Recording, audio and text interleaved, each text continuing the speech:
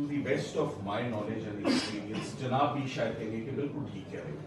कोई ऐसा शख्स जो 71 साल का हो और उस to the best of my knowledge and experience जनाब भी शायद कहेंगे कि बिल्कुल ठीक कह रहे हो।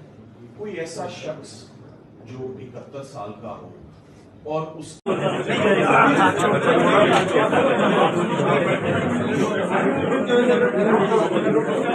शीटें भी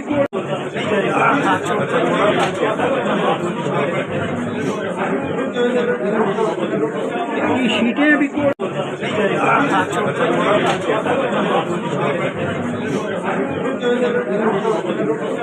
शीटें भी to the best of my knowledge and experience जनाब भी शायद कहेंगे कि बिल्कुल ठीक कह रहे हो।